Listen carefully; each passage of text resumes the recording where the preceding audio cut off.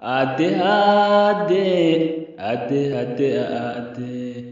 adde ni marate ya bololtotiya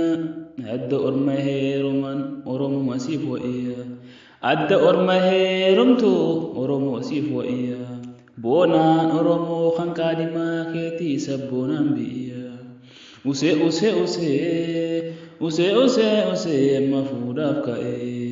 dabaala aadaatiin dabaala jilaatiin warraa wal tahee fuudhaaf qophaa'e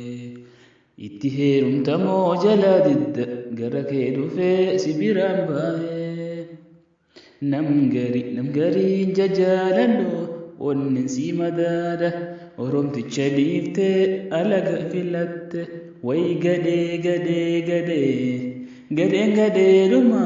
gadheen naman ta'uu waan gadheen nu goote sira fagaa'u arrarraa eegala boruuf itti yaada ka viidiyoo koolundisa jaarsa keessa naqaa kanni kaa barbaada hangammaan duraatu sobaatu kijibaatu jalala qacalee akka hin magarre arra shamarran keenyaaf yaanni koo hagaaloo jaalalleen kijiba hagaayuu sunattuudha kijiba akkasaa takkaa hin agarre dirmanne hundaanuu shamarran baraarree jaalalli dhugaadha sobaan seenee qarre yoo akkas hin taane dargaggoon kasaarre qanfeetiyya biddeenaa fi daabboon gillifeetiyya eleen isaa takka bololtootiyya ka waliin gangalaate burreetiyya fuulullee wal shakka guyyaan isii qalloo sirraa deemaa jirti sobamtee hinaafin malli sirra jirti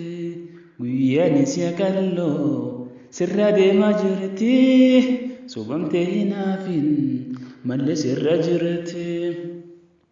Imo fi Viberan, WhatsApp Messengeran, Jenjanan Zabana,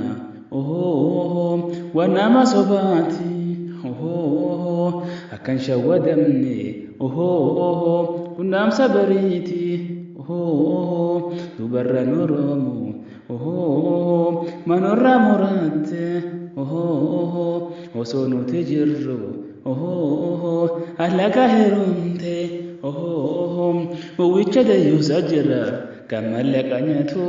dalarra qarshi miskina nyaateti ogura milaki sihimne jirra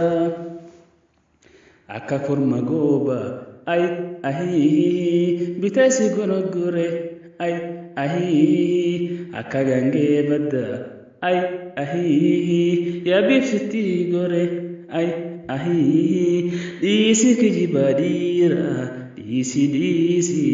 erga jalabeete kijiba sabi lognachisi disi kijibadira disi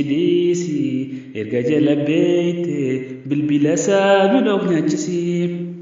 jalala findeemu kan si fedhuuf dantaa isaati si sosobaa firraa fageessi akkasittiin deebine dhugaatti miifirraa didimsi qarshiteetii maaliif daldala akkaawunti isaa firraa qabsiisi.